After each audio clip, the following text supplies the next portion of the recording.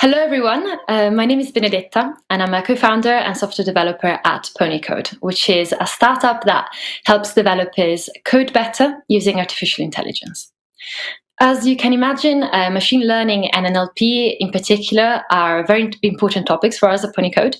So today I'm here because I'd like to explain some of the key concepts from these topics. This is meant to be very much of an introduction, so it's suitable for people who have absolutely no pre-existing knowledge of both ML and NLP.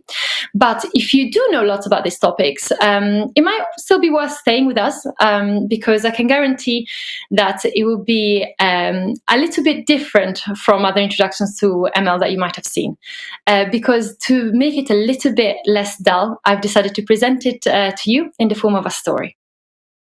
So let's imagine that we have a big tech company where lots of developers work. And over the course of 2 months, lots of developers start calling in sick for reasons of stress.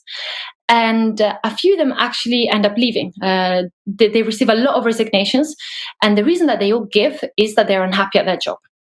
They were all really talented. So this is terrible news for the company, obviously. And the HR department realizes that they absolutely need to do something about it. They need a way to predict if the developers are happy or unhappy so that they can act before they receive a letter of resignation. So what they do is that they go to the CTO of the company and they ask him to help them. And the CTO, being a massive machine learning fan, he decides that he's going to take this opportunity to practice his skills a little bit. And he decides he's going to provide the HR department with a model that can predict which developers are happy and which developers are unhappy. So he starts thinking. He knows that the first step in any machine learning application is deciding how to represent your data points. So in this case, the data points are the developers. So he says, okay, I'm going to keep it simple and use just 2 parameters. So he starts thinking, what could I use? But maybe beauty and charisma. Maybe, they're not happy because they're not very beautiful and not very charismatic. But then he looks at his developers and he realizes that surely this is not a good metric in his case because all his developers are really beautiful and really charismatic. Like most developers are really, we all know that. And so he starts thinking again, maybe I can find something better. Maybe I could look at their code quality. So if I take the coverage, the test coverage, and the documentation coverage for each developer, maybe I could find a pattern there. So he looks at the developers and realizes that actually there is a pattern, and you can see that clearly these representation dimensions are quite helpful. And it turns out, that saddest developers actually were the ones that had the lowest quality code, and happy developers were the ones that had really high quality code.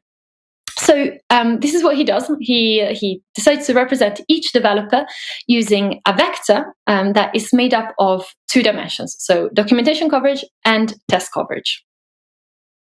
And for each of them, he also assigns a label that is a strict label, so either happy or unhappy. And all this data constitutes his training data. At this point, he can feed all this data to a machine learning model, finally. And in this case, he uses a classification model and decides to train it. Now, the job of the classification model is to divide the representation space in a way that maximizes the number of developers that are classified correctly for our training set. So in our case, which is very, very simple, we see that this is simply a straight line. But of course, it can be much more complex in reality in other examples. So using this system, the HR department can predict which developers are happy and which developers are unhappy. And overall, it does a pretty good job. Now, I know what you're going to say, that of course there are going to be mistakes. Of course, there's going to be some developers that are sad, even if their code coverage, test coverage and documentation coverage is good. And at the same time, there's going to be some developers that are happy, even though their code quality is very low. But this is the thing about machine learning models. They are, at the end of the day, just statistical models. So we can't expect them to be right all the time, as long as they're right most of the time. So I'd say that overall, this is quite a good thing for the HR department. But then a month goes, and the CTO receives another call, and it's HR again, and they say, actually, we're not happy with this. It's not enough. It's too black or white, this system, and we just end up having developers put in boxes where we know that they're either really happy or really unhappy. But in reality, some developers just lie in between. And they might not love their job with a passion, but they're not completely unhappy, and they're definitely not close to resignation. So they suggest, why don't you give us a happiness score instead? So each developer would be assigned a score from 0% to 100% of happiness. And hopefully this means that HR has a bit of a more nuanced vision into how close a developer is to leaving the company. And they can adjust on the cases that are very urgent. And so the CTO starts looking at his developer and said, okay, I think I can do this. I think I just need a different model. So I'm going to use a regression model. So once again, he starts preparing his training data, which uses the same metrics as before, so test coverage and documentation coverage. But instead of a categorical label, so happy or unhappy, he labels each developer with a percentage. So for example, 35% happy. And he also chooses, like I said, a different type of model, which is called a regression model. Now, what a regression model does is that instead of giving us a discrete value, so categorical, happy or unhappy, it gives us a continuous value, so a degrees of happiness. And on the representation space, the effect is that instead of having a clear division between two opposite areas, we have this kind of gradient that I represented here with colors. Now, in the same way of classification, this model learns the mapping by looking at the training data. So the mapping maximizes the prediction of the correct happiness value for all developers in our data set. So now we have a model that takes the test coverage and the documentation coverage for each developer and identifies how happy they're likely to be from 0% to 100%. So for example, Grace here, who has impeccable test and documentation coverage, will be classified as very happy, while poor old Alan instead is down at the bottom because he doesn't like to document and to test, so he's considered to be very unhappy. And the big improvement here is for all of those developers that are lying in the middle. So previously they were classified either as a 0 or a 1, and now we can say they're kind of like 50% happy. So CTO is happy, he gives this new model to HR, and for a while everything goes well and they have a nice way to categorize developers. But one day, one of the developers finds out that this has been happening, and he tells all the others, and they all go furious about the fact that they've been categorizing them this way. They say, we're not just figures on an Excel file, this is unacceptable. And because they're French, they work in a French company, they decide to go on strike. Say we're not coming back until you find a more human way to find out about our well-being. And their representative proposes that maybe they should be able to send emails to the HR department to tell them how they're feeling. And the HR should use these emails to make their judgments and act when it's necessary.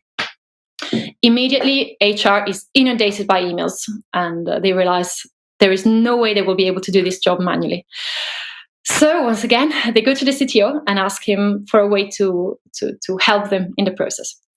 The CTO says, no problem, okay. But at this point, he's become so obsessed with the fact that code quality equals happiness at work that he uses this criteria to label all the emails that the HR department starts receiving. So his training set. He labels all the ones that talk about testing code with various degrees of happiness. So kind of like, let's say 50% to 100%. And instead, all the ones that, where the developers confess that they are not big fans of testing, he says, okay, this must be 0% to 50%. And he has the problem now. What is his data set? So his data set is very different from what it was before. Before, each developer had a vector with a score of documentation coverage and test coverage. But now all he has for each developer is an email, which is essentially natural language. So he realizes that he needs to use NLP, and he's very, very happy because he's never used it before. So it's his first time. He decides to apply techniques of sentiment analysis to detect if each developer is happy or unhappy, based on his email. Now, before you comment that sentiment analysis does not cover the whole of NLP, this is absolutely true. It's only one of many tasks that NLP can do, but I decided to use this as an example because it's for the sake of simplification, but also because many techniques used in sentiment analysis are actually the root of NLP as a whole. So let's get back to our story. And actually, my screen froze for a second. Let me get back to it. Okay, yeah, I'm good. So the first thing the CTO needs to do is to break up these emails, all the emails that are in his data set, into smaller units, so that processing will be a little bit easier. And this process in NLP is called tokenization. So in our case, we consider our words to be our tokens, which means that in a sentence like, I always test my code, we'll end up with, I always test my code. The advantage of tokenization is that whole emails are unlikely to be repeated. So we're not going to receive the same email twice exactly. But often the same words do appear in different emails, in different contexts. And this allows us to find some points in common between emails. Now, the CTO notices immediately that sometimes there are small mistakes or differences in how a word is spelled, and differences between uppercase and lowercase, and he realizes it's in his interest to remove these discrepancies because it doesn't look like they add much value to the meaning of the sentence. So he decides to do a little bit of pre-processing, and he transforms everything into lowercase, which means that we end up with a slightly more limited number of unique tokens. And we can identify the same word even when it's capitalized in a different way. Then he notices that there are some words that are used in different, maybe some verbs that are used in different sentences, in different tenses, in different sentences. Or some adjectives that are used sometimes as singular, sometimes in a plural, and it would make sense to reduce those just to the essence of what it is.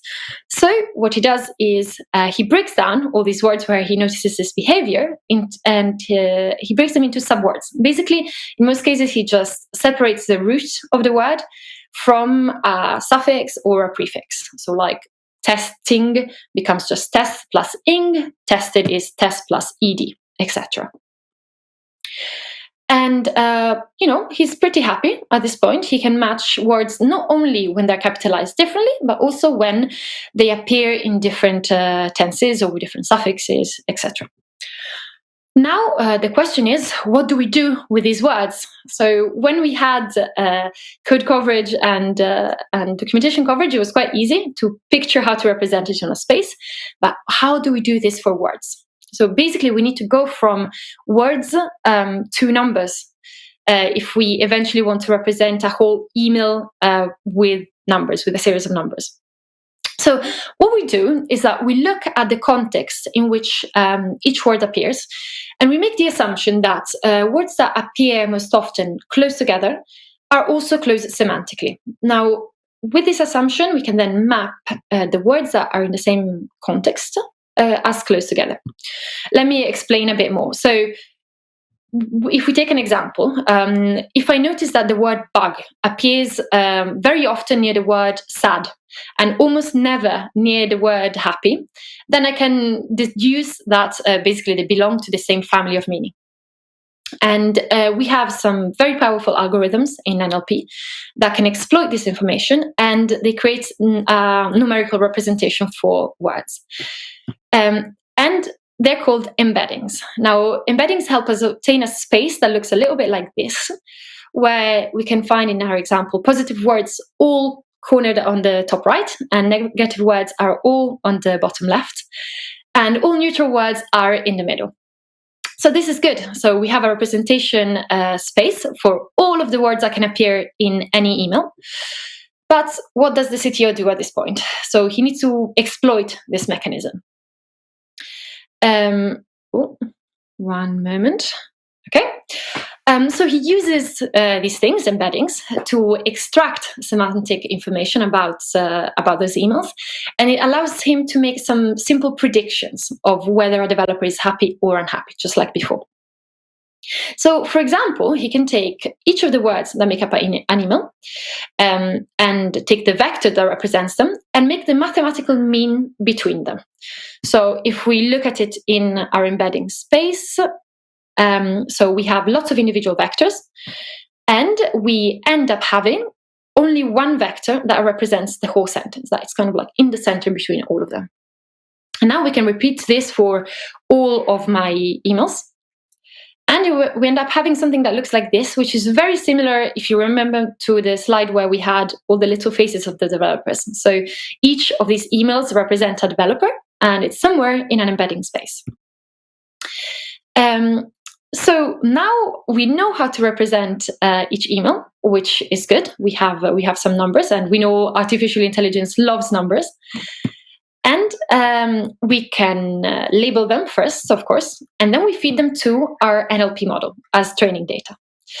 So the output of this model is that the HR department can predict the happiness score for each new email that comes in, pretty much in the same way that they did before with the regression model that we looked at before. And this looks fantastic at first sight. But if we're honest, this is completely based on how good the mapping for the words is. And it means that it's also only based on semantics. So it's done in a way that is too simple. Because if we try to look at a sentence that is a little bit more complex, not even much more complex, like, I really never test my code. And we try to do the mean, once again, between the position of each word. So we reconduce those two here. We see that it seems to have quite positive meaning, and we know that this is absolutely impossible. A developer that never tests their code cannot be happy, really. So it looks like there is a problem, and the CTO needs to fix it. So what does he do? He looks up his machine learning notes and decides to add another ML piece to to help his embeddings. And this new piece is called recurrence. Now, our embeddings, so the red piece, didn't really look at the relationship between words, didn't look at the order. It only looked at semantics. So it understood things really in quite a dumb way. Now, recurrence, on the other hand, it gives meaning to the order in which things appear. So basically, when we move from one word to another, it keeps some sort of short-term memory, and it can alter the meaning of a word based on what came before. And especially, it's able to look at words that are present in many different semantic contexts and don't seem to have a specific value of their own. And these are words like very, some, not, etc. And recognize that actually they're not useless. They do have some utility because they react to the semantic value of other words in the same sentence.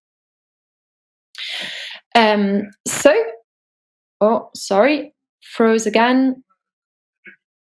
Let me see.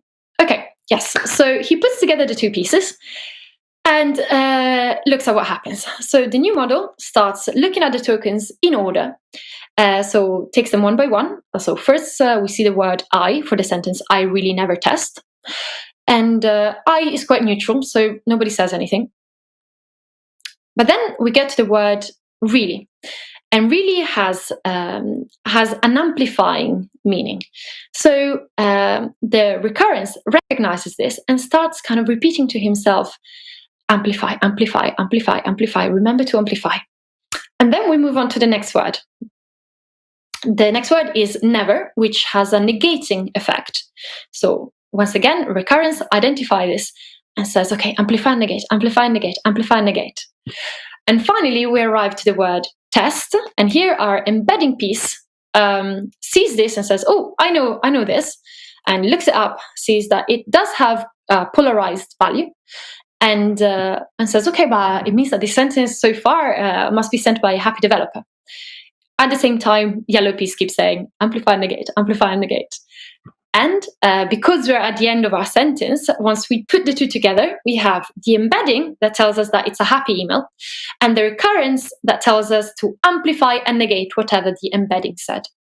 So in the end, we find out that the developer who sent the email is very not happy, which is good. It's what we wanted. So CTO is super happy. He sends a new model to HR and says, use this for all your future predictions. But we have another problem. We know that chatty developers do exist. They're quite rare, but they exist. We all know some of them. And one day, HR receives a very, very long email in which this developer decides to be oversharing. He talks a lot about his life, not just the professional side. He talks about, his wonderful wife, his children, where he's going on holiday, his friends, etc. And somewhere in there, he also says, "But I never test my code." But overall, he's conveying like enthusiasm about the rest of his life. So, having some problem with slides again. Okay. So this means that when the NLP algorithm that we've prepared processes this, it will make a prediction that the developer is really, really happy. But the CTO looks at this and says, "Oh my God, not again. This is not possible. It failed, because if this developer doesn't test his code, there's absolutely no chance that he's really happy. There must be a mistake." So all this chatting about wives and children and holidays has confused my algorithms. I need to do something about it. So once again, he decides to add a new piece to the puzzle. The new piece is called attention. Attention is a mechanism that gives weight to important things and ignores the things that are less important. So the concept is that the concept of what is important is completely dependent on our objective. So in our case, the attention mechanism will prioritize information related to developers' happiness at work, and it will give less weight to things that belong to different semantic areas. So we introduce this piece and we try them all together. And what happens is that when the developer talks about personal stuff, the attention piece is kind of distracting the other two and says, don't pay attention at all. It prevents them from doing their job. But when we get to something that talks about code quality, which we know is important, it shuts up and forces them to do what they have to do. So they do the usual. So recurrence identifies that he has to negate, and then the embedding piece recognizes when there is a polarizing word like test, and that is happy. And finally, well, the rest of the sentence is pretty unusual. And finally, when we get back to talking about holidays and friends, attention once again says, no, don't listen. Don't pay attention. When we get to the end, we put together everything that we have, so embedding and recurrence, what they were able to guess in the moments that they were paying attention, and we realized that the developer was definitely not happy, which is the correct conclusion for the CTO. CTO is very, very proud of himself, and he presents a new model to HR, and everybody's happy. And this brings us to the end of this presentation. Now, I guess the meaning... Wait, 1 second. Once again, it froze. Okay, yes. The message I want you guys to keep from this, apart from the story, is that all impressive neural networks of NLP really are just very smart combinations of these mechanisms. So we have semantic mechanisms that find meaning in words and subwords. We have recurrent mechanisms that capture the order dimension of sentences, and attention mechanisms that select interesting parts from text, depending on what our objective is. And these are, some of the most relevant mechanisms from NLP. They're not the only ones, but I'll let you guys look up what the rest is. And now, just to conclude, we actually asked a famous NLP model when a developer is happy. GPT-3, probably many of you have heard of it. So I kid you not, we really, really asked this, and we got this answer. When a developer is happy, but when their code works and when someone else has to maintain it. And when a developer is sad. When a developer is sad, when their users are sad. And when other users are sad, when you've broken their trust. And on this poetic note, I want to thank you for paying attention to my silly story. I really hope you enjoyed it and that you learned something from it.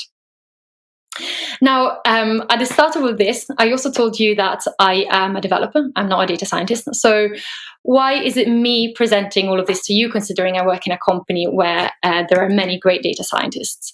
But the reason, let me introduce the reason to you. His name is Hamza Sayah, and he's joining me now on this virtual stage. Hello, Hamza. Hello, Benny. Hi. Around 8 months ago, Hamza introduced to Ponicode a new format that he called ML Inspiration. So every week, Hamza holds a 30 minutes presentation about a machine learning topic of his choice for the benefit of the whole team. So developers, data scientists, marketing team, sales, anything. And that's 20 minutes of presentation plus 10 minutes of Q&A. And I am always there. So we actually thought it would be cool for me to try and give back and make a talk inspired by Hamza's presentation and explain kind of the concepts that I learned from him. But machine learning's inspiration is so loved at Ponicode that we thought we'd actually share a little bit more about the format that might inspire some of you to do the same. And there is no better person to do so than Hamza himself. So, Hamza, can you tell us how the idea came about and why you decided to start ML Inspiration? I think we could say it started with a bit of frustration in a sense. The tech team at Ponicode is made up of an equal number of developers and data scientists who have very different backgrounds and expertise. And I noticed the communication between the two was not always easy. Lots of things were being lost, shall we say, in translation. And often I think we suffered from not having the same vocabulary and knowledge on certain specific topics. You know, they say that in a conversation, there is always a distance between what I want to say, what I say, what you hear, and what you understand. And the difference between them can be significant. I figured that we need to reduce this gap in order to work together well. And I know that my machine learning knowledge comes from years of study, so I shouldn't really expect others to understand immediately when I speak about something technical. I watch a lot of videos on YouTube, and I am a big fan of scientific vulgarization. So I figured I'd try to apply it myself to bridge this gap between data scientists and developers at Ponicode. That's really, really interesting. And how do you prepare for it then? I'm really passionate about what I do. And because of this, I end up speaking to lots of people about it. And it frustrates me when I want to communicate an idea that I find fascinating. So I do this often, and I know the points where people block, and I reflect on it a lot, and try to find analogies and tangible examples that can make the concept more clear. So in reality, the larger part of my preparation is done in this informal context with my friends and people I know. But okay, that's really, really interesting. So I know that I personally enjoyed all of the machine learning inspiration because I learned a lot of things. But what improvement do you see in the team so far? I'd say there were three effects I noticed. First, inspiration, which I guess was the main goal of the given the name. I have had people come into me with new ideas inspired by my presentations. Second, communication between devs and data scientists has been more fluid.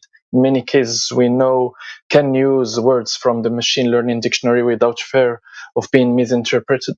And it's happened a lot less to waste time debating semantics like before.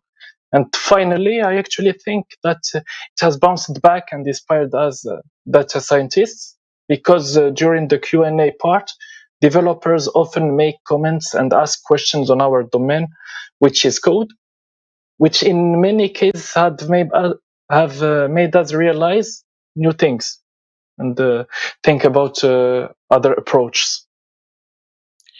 And what do you think that other teams that might be watching us right now can take from this?